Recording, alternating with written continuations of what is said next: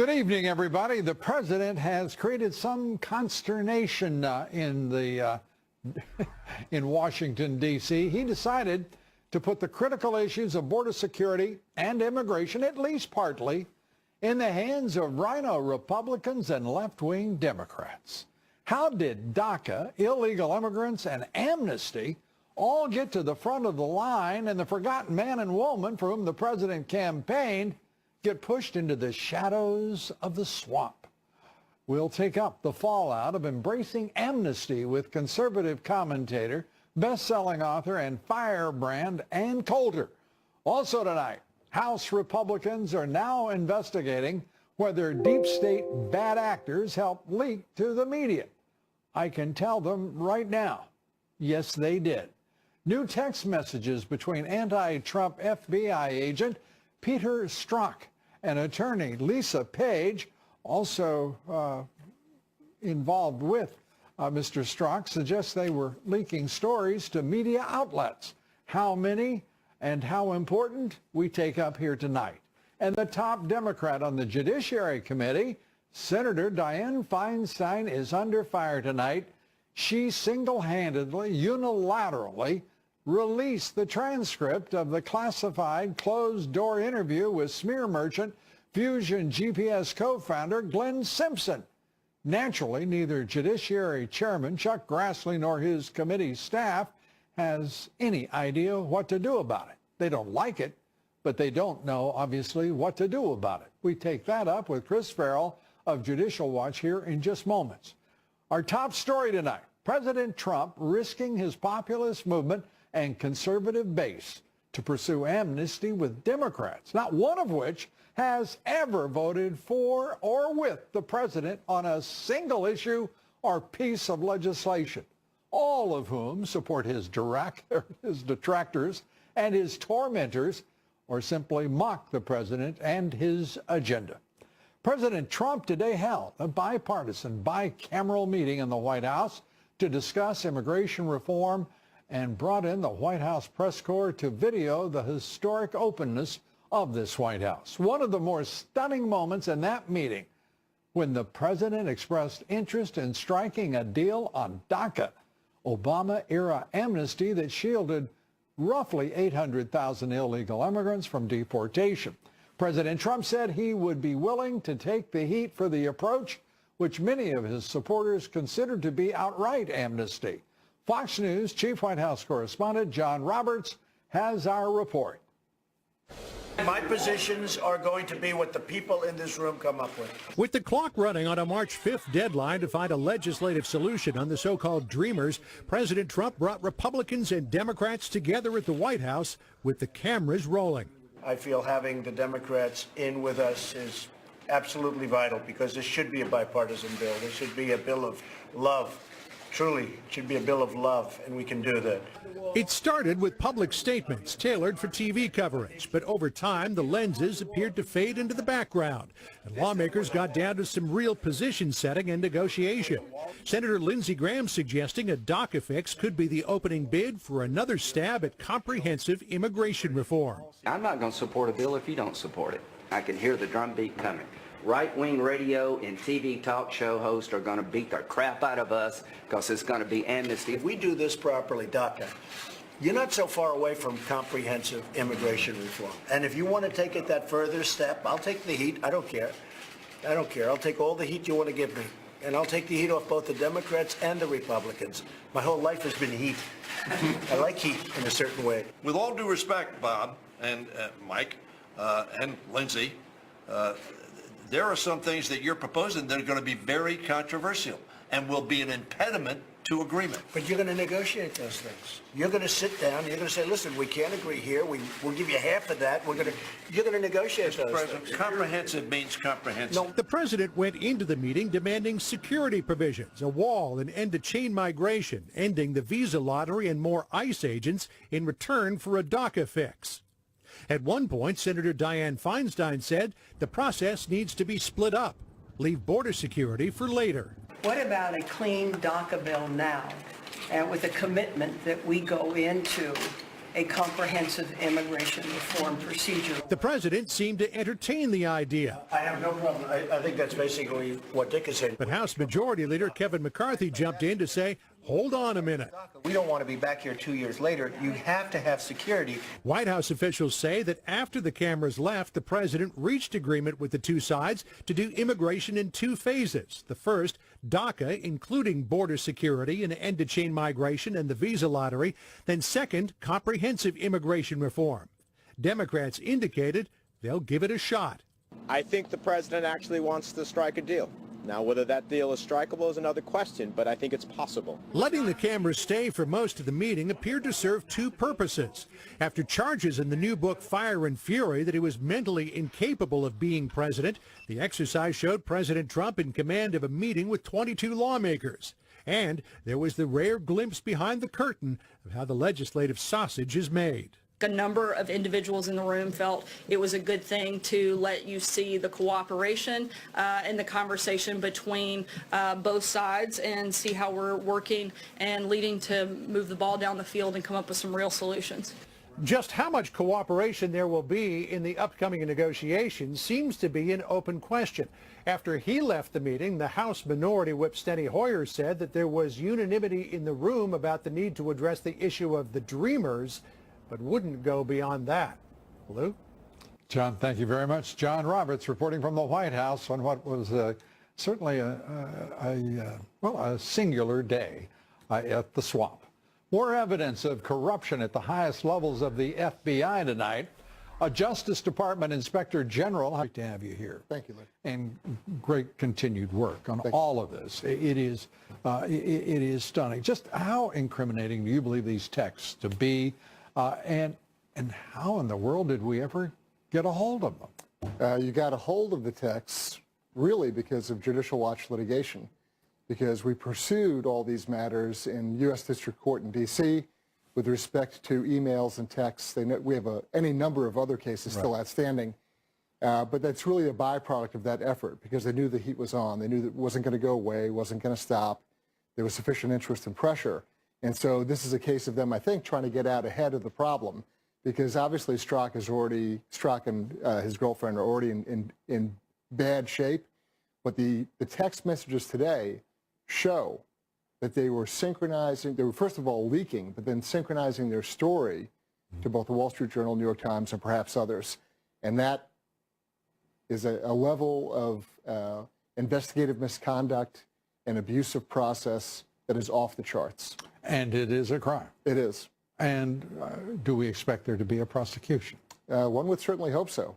Attorney General Sessions, call your office. I've been hoping for a lot of years. Yeah. This is a case where when you have federal agents at this level, and one of whom is an attorney who has an extra duty or obligation above and beyond even ordinary citizen would have, they know what they're doing. They're kind of teasing and joking, flirting back and forth, talking about hey, it's the Wall Street Journal articles behind the paywall. Should we play dumb about it? You know what's funny about that is they're behind the paywall. They couldn't be energetic enough or free enough with their coin to get a subscription. For crying out loud.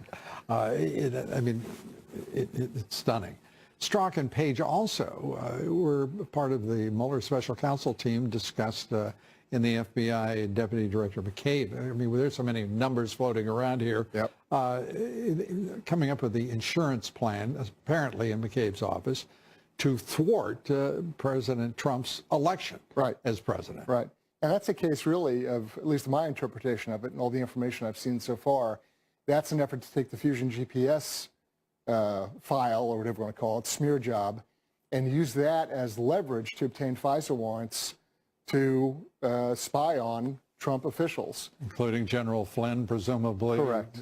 Correct. And so they needed any excuse they could use, and that's what they used. I think it's interesting. Glenn Simpson, one of the co-founders of Fusion GPS, the smear merchant, it's a lot more than that. And it has touched the lives, obviously, of a lot of politicos in both parties. But he wanted that testimony released, and Dianne Feinstein today did it unilaterally. She obliged him. She did.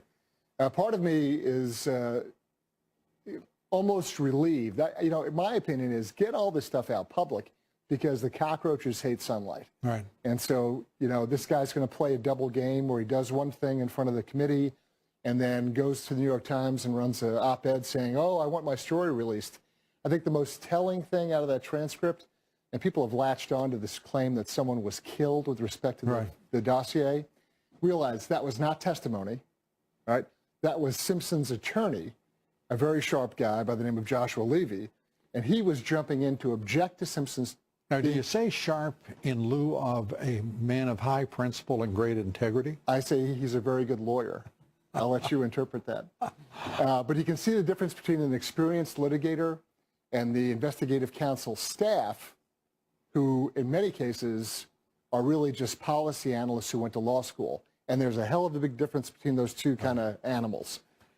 At this point, all of the noise, all of the electric moments that are being produced here, no one's gone to jail. No one is facing charges.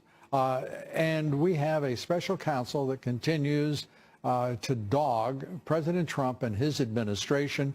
And there isn't enough integrity on Capitol Hill to come to his aid and join with him in saying, cut the nonsense. As he said, this is embarrassing to the nation. This is a banana republic right now with this kind of nonsense going on. Yeah, you've got Mueller running around investigating a circle or a universe of people in search of a crime. Right. No one can articulate to you what the criminal predicate is. No one. And so they're running around, and if you dig long enough, you're going to find something. You know, he has a parking ticket the other day. There's going to be something there. But the disparity in treatment, that's what irritates the hell out of the American public. Clinton and Trump. The disparity of treatment with respect to Clinton officials who, you know, or excuse me, Obama officials who wildly abuse the system, and Clinton officials for that matter. And then the level of scrutiny that is occurring with respect to this Mueller investigation, it's completely out of whack. And it seems that there seems to be a very strong alliance between the leadership of the Democratic Party and that of the Republican Party. Oddest thing. Well, sitting around that cabinet table today, it was a love fest, literally and figuratively. The president wants a bill of love. It's what the president called the legislation he is looking for that will inspire DACA and realize it. Chris Farrell, as always, great to have you here. Thank you, sir. Thanks so much. The swamp is not getting, well, it's neither getting smaller nor drier. We just wanted to get that bulletin out to you. We're coming right back with much, much more. Stay with us. It's worth your patience. We guarantee it. We'll be right back. President Trump apparently willing to negotiate with the despicable Dems and all those rhinos on the subject of amnesty. I really do believe Democrat and Republican, the people sitting around this table, want to get something done. The swamp, deeper and broader than ever, and we take that up with Ed Rollins and Ann Coulter here next. And weeks after the worst wildfires in California history, that state faces a new threat, flash floods and mudslides. We'll have the story, the video, and much more straight ahead. Stay with us. Joining me now, Ed Rollins, former White House political director under President Ronald Reagan, Fox Business contributor. Ed, great to see you. Thank you. This is a peculiar day. The president with Lindsey Graham, Jeff Flake, and I mean all sorts of people. Bob Menendez, for crying out loud, Dick Durbin, all part of the gang, well, not all of them, but Menendez and Durbin, certainly part of the mess in 2006. What is going on? It's hard for me to say because the most sacred vow the president made is I'm going to build a wall, and if I do immigration, it's going to be properly done in a way that basically guarantees that it'll work. This today was a performance, I hope, and certainly the details weren't there, but the impression he gave is that he's going to do a deal with the Democrats, and if he does that, he'll basically lose his base, and it won't work. Anytime Democrats are happy, my experience in 50 years of working in Washington, D.C. around it is when they're happy and they're joyous, it's usually not to the advantage of Republicans, and it's certainly not to the advantage of this president. And the fact that he was had Democrats on both sides of them, and he's nodding his head and talking about this being a bill of love.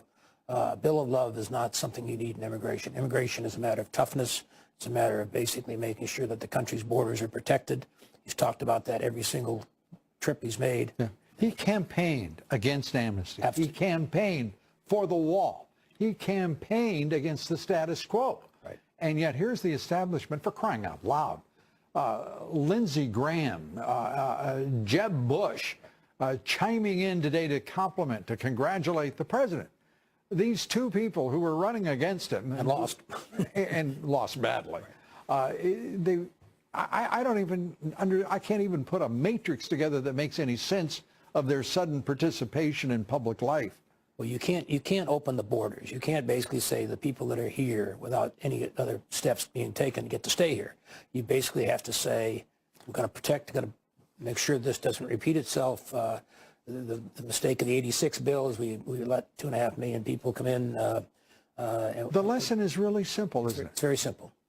Build a wall, then you can begin to take up immigration reform. And then you can start putting them in line. For a decade and a half, I have said this, that's a straightforward syllogism.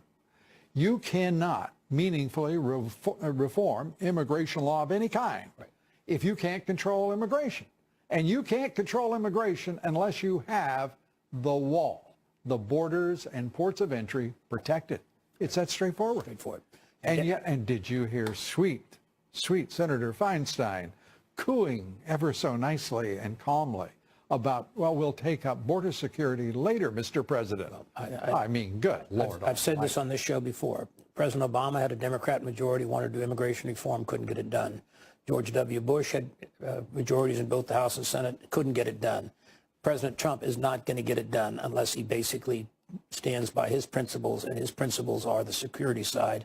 And then you can compromise somewhat with the Democrats, but you can't compromise before you even begin the debate. And I have to tell you, I enjoyed watching the maestro as he conducted that orchestra of, what was it, 22 lawmakers. I mean, they were just sitting there hanging on his every word, waiting for their opportunity to be fed whatever their favorite delicacy is. It's, my gosh, you know, the president handled them. What I'm afraid of is that Lindsey Graham and a few others will be taken seriously, which I think would be awful. Well, once they start writing this bill, it won't be seriously. There's no way you can do it. There's no magic formula. You can't basically say the 11 million people can go free. Excuse me. Well, Ed, thank you very much. I appreciate it. Thank you. And our poll question is, do you believe any deal on the border and immigration must require building the wall and ending chain migration and lottery visas before there can be any change to DACA or any discussion of any kind of amnesty? Cast your vote. We're coming right back.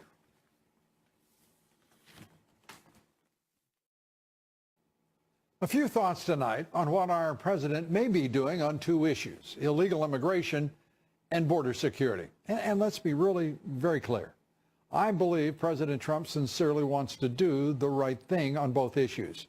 I believe he wants to trade DACA for the end of chain migration and lottery visas, and he wants the wall built. But for all the world, today he surrounded himself in the White House with many of the very people who place their party above the interest of the nation. And they've done so since the legislation that was called McCain-Kennedy, Comprehensive Immigration Reform. They fought for a decade for open borders, and they've demanded amnesty for all illegal immigrants. Demanded, I say, not requested or discussed a pathway. They have demanded it. Senators Perdue and Cotton are among those who've long championed rational immigration policies and border security, but their views were in a tiny minority today at that table. There is nothing rational about the proposals that Dems, Menendez, Durbin, and Hoyer have championed since 2006. But alarmingly, border crossings of illegal immigrants have already returned to the same levels as in the presidency of Barack Obama.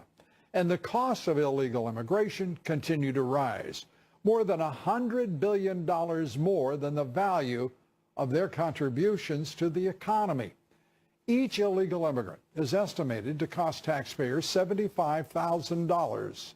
But the real issue now is, how did the Democrats' issue of DACA crowd all the way to the head of the line while the interests of the president's base have been pushed into the shadows of the swamp. What happened to the president's America First doctrine? What happened to hire American, buy American? And then there's Davos. Suddenly, our president is headed to Switzerland. How in the world did our president end up on the tortured agenda of the global elitists who meet every year in the Swiss mountains, where they seem to hide out and chum around a bit? That's fine. They're out of the way for at least a time. But the Chamber of Commerce and the Business Roundtable, the two principal business lobbyists in this country, tonight they have to be kind of proud of themselves.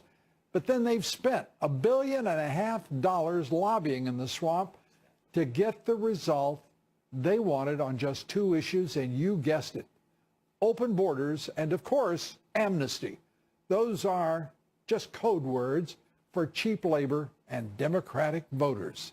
And you should know, Mr. President, that President Tom Donahue, the head of the Chamber of Commerce today, talked about your tax reform, your capital repatriation, you're driving the economy to 4% growth and 4% unemployment and record high markets. And do you know what, Mr. President? Donahue didn't mention your name not once. Isn't that interesting? Just in case you think any of these people are your friends or that they'll do business straight up and on the square. Whether it's the left or the GOP, the establishment will continue to beat you around the ears if you give them the opportunity. And I hope you will never, ever do that. A reminder, Mr. President, you ran against the status quo, the establishment, and you assured us your vision and leadership would make America great again. And by golly, you've had a year unlike any other president of doing exactly that. No better a reminder of the importance of draining that damn swamp. Your good friend, Governor Jeb Bush today, and of course, Senator Lindsey Graham. So quick to please, isn't he? Congratulated you on your DACA decision. Low energy, Mr. Establishment, the guy you reduced to tears on the campaign trail, and John McCain's, well, his sidekick. They love your new direction. I hope it isn't your new direction. Our quotation of the evening, this one from Andrew Jackson. And yes, there's a reason I'm quoting Andrew Jackson. Every good citizen makes his country's honor his own and cherishes it not only as precious, but as sacred. He is willing to risk his life in its defense and is conscious that he gains protection while he gives it. Godspeed, Mr. President. We're coming right back. President Trump promised to be the law and order president. He promised to stop amnesty, and he promised to build a wall. In this race for the White House, I am the law and order candidate. I am the law and order candidate. What is the president up to? Has he forgotten the men and women who've been forgotten for so long and for whom he campaigned? Conservative commentator and best-selling author Ann Coulter joins me next. And not everyone is hating the bitter cold temperatures. Berkeley the bear is braving the Arctic outbreak and loving every minute of it. We'll show you how in the video here next. We're coming right back. Joining us tonight, political commentator, conservative commentator, best-selling author Ann Coulter. Her most recent book is called In Trump We Trust. And great to have you with us. You watched the something of a love fest in the cabinet room with the president today, with some, again, of the most unheralded senators serving in either party. What do you make of it? When Kevin McCarthy is the hardliner on immigration in the room, I think we can call this the lowest day in the Trump presidency. I mean, he was clearly trying to overcome the bad press of this Michael Wolff book by showing, oh, he's in command. But in fact, what he did was fulfill every description of him in the Michael Wolff book. He doesn't listen. He has no command of the facts. He agrees with the last person who Well, we don't speaks need to him. go I mean, through it was the whole happening. damn book by Michael Wolff. It's a bunch of trash anyway. Second- But what I want to ask you is... No, it isn't. No, let me, yes, it second is. by second, he was Well, let me doing... tell you what. Yes, it is. And for the purpose He of was this... doing exactly, literally 30 seconds. Di-Fi says she wants a standalone Dreamer bill. He agrees with that. Kevin McCarthy has to step in and say, no, sir, I think we need border security first. He agrees with that. He's agreeing with people with a 60-second lag.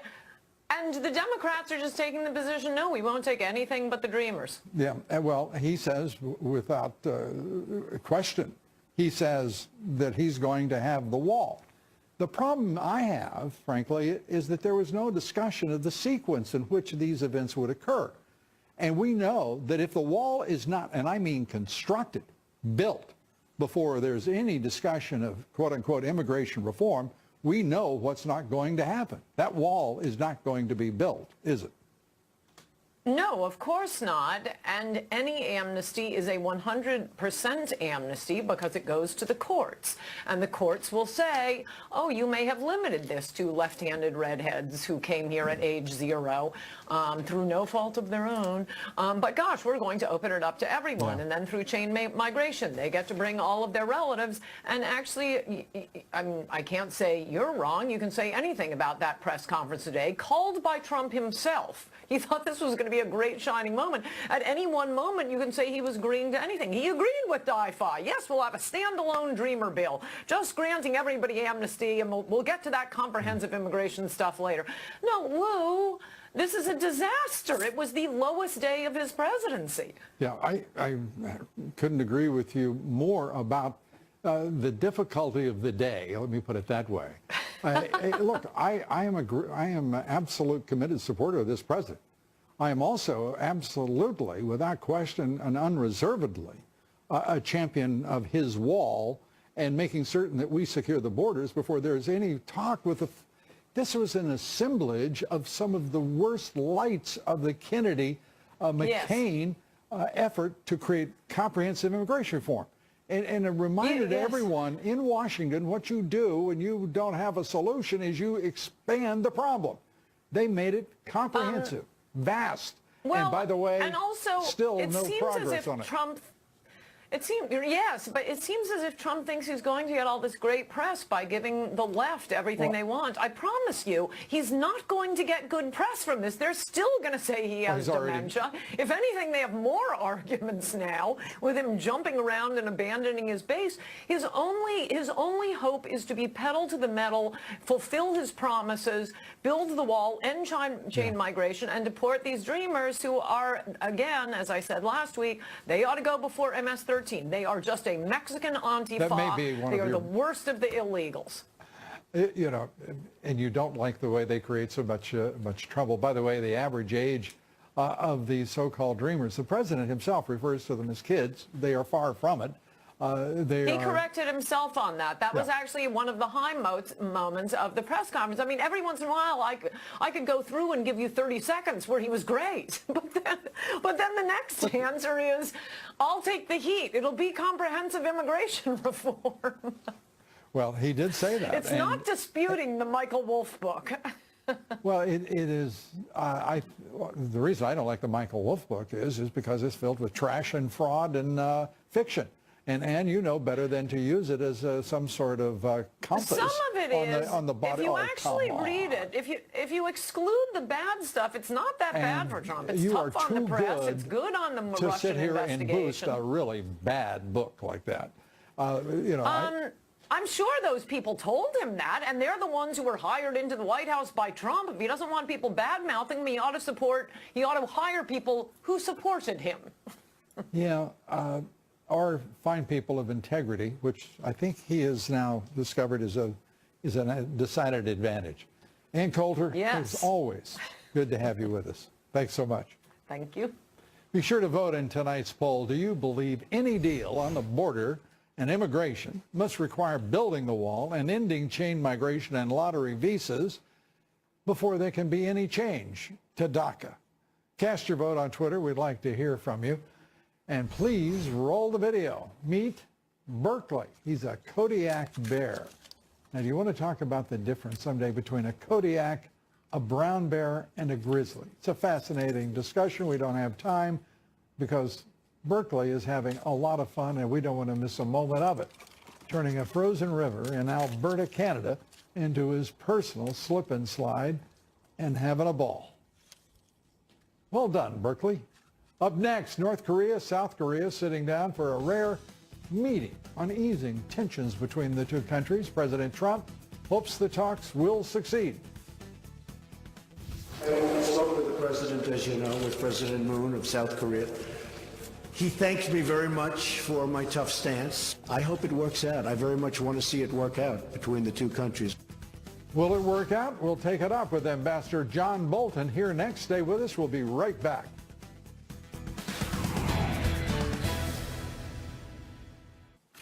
Joining us tonight, John Bolton, former U.S. Ambassador to the United Nations, now Senior Fellow at the American Enterprise Institute, Fox Business contributor. Ambassador, let's start with this. It looks like peace in our time on the Korean Peninsula. Aren't you pleased? Well, I think this is a complete waste of oxygen. I think it's a propaganda stunt by the North Koreans, basically. And I think the reason for it is the South Korea government is open to this kind of manipulation by North Korea. So we'll have scenes of the two Koreas parading on television together at the Olympic opening ceremony. But as far as the North Korean nuclear threat is concerned, it won't change a thing. So what are we to do here? The president has been clear as he could be that he will not tolerate a nuclear North Korea. What is he to do? Because this looks like another, another gambit on the part of Kim Jong-un, which is to both stave off consequences for his choice to pursue nuclear weapons and ballistic missiles. Where are we? Well, I think there's every reason to believe this is more proof that the North is very close to having this capability to hit targets in the United States. I don't think they're there yet. I think we have a very limited amount of time.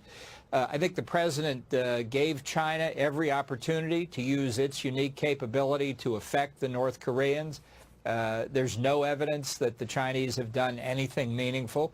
So I think we've got to come down to look at this very unattractive but perhaps necessary choice of using military force to deny North Korea the capability to threaten innocent American civilians or actually attack them. Now, we're all concerned about South Korea. Nobody blinks at the danger that they're in. But remember, the president's job is to protect American citizens. And the more North Korea and China understand that that threat is real, if there's any chance of a diplomatic outcome, it increases that chance. It doesn't diminish it. The unilateralism of the South Korean president is perhaps a terrific point of departure. That is where we could begin withdrawing our troops from the DMZ, from that position in just below North Korea, and at least move those troops out of harm's way because they're not really doing much. Certainly the existence of Seoul itself should be an impediment to Kim Jong-un doing anything untoward. What do you think? Well, I think you have to keep in mind South Korea is very split politically. The leader of the opposition just a few weeks back called for the redeployment of American tactical nuclear weapons to show how much they're concerned about North Korea. Don't forget Japan, vitally dependent on our presence there. The opposition leader doesn't run it. I mean, my point is, what are we doing when the president of South Korea thinks he should be basically giving away the store to Kim Jong-un and peace at any price is his doctrine, it seems to be. It's dangerous for South Korea, there's no doubt about it. But it shouldn't be necessarily dangerous for our troops who are stationed there to prevent precisely what we all fear. Well, look, that's why I think ultimately if we had proceeded earlier, we could have had a deal with China on reunifying the peninsula, essentially under South Korean control, because we could move American troops back to Busan. We don't want to be on the DMZ. We don't want to be on the Yalu River either. We don't want to be on the peninsula. Well, I think we need to be there for the foreseeable future. But the main threat right now remains the North Korean nuclear program, and there's nothing that's going to stop it at this point. We're way over. Other than the use of force. Ambassador John Bolton, good to have you with us. Thank you, Lou. Heavy rains triggering deadly mudslides in Southern California. At least 13 people have been killed throughout Santa Barbara County as mud flows down barren hills there. Those hills ravaged by last month's wildfires, stripping them, and of course, no way to stop the deluge of rain and the mudslides that result. Up next, the left out of viable presidential candidates, so they're looking to Oprah to save their party in 2020. Wow, now there's an interesting idea. But as they say, be careful what you wish for. We take that up with Charlie Kirk. Straight ahead. Stay with us.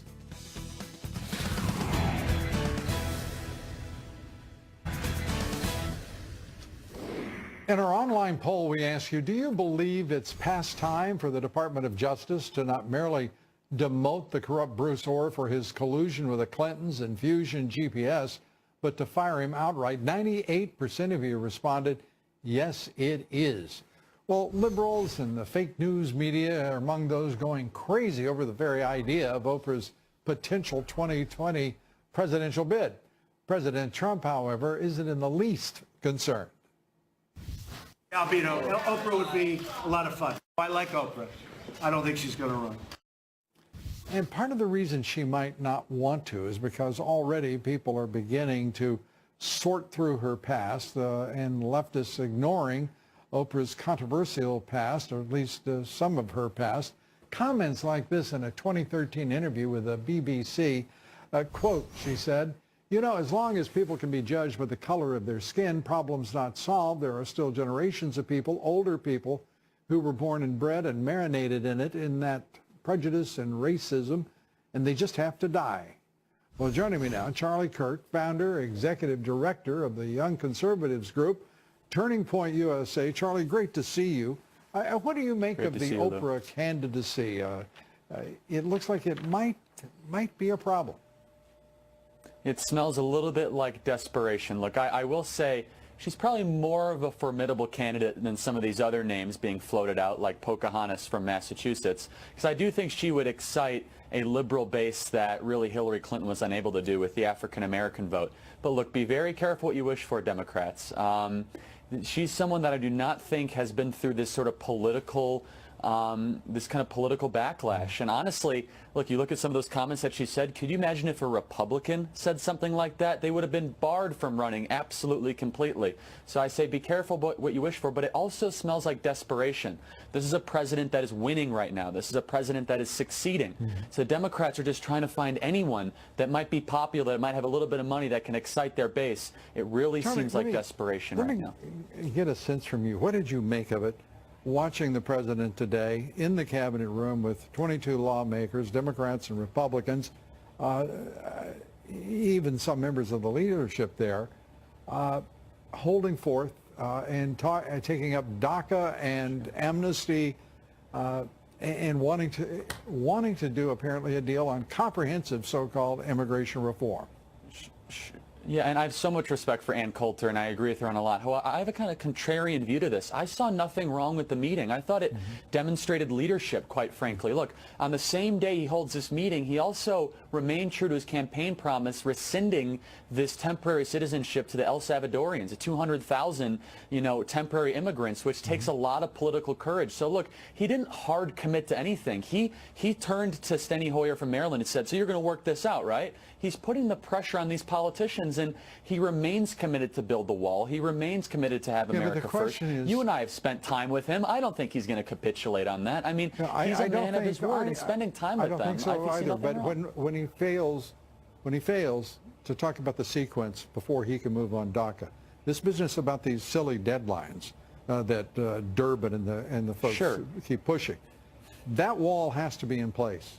That border security has to be established, because unless it is, there can be no such thing as meaningful immigration reform, because we wouldn't still have control over our borders. It's that straightforward. You're exactly right. Or else they're just going to keep on having these meetings every couple of years. Oh, what are going to do with these other new batch of illegal immigrants? You know, the super dreamers, we're going to call them next. I mean, come on. So the wall is imperative. I believe the president knows that, and he's going to fulfill his campaign promise. Charlie Kirk, good to see you. Thanks so much. Good to see you, Lou. Thanks. That's it for us tonight. Thanks for being with us. Congressman Andy Biggs, Francis Rooney among our guests tomorrow. Good night from New York.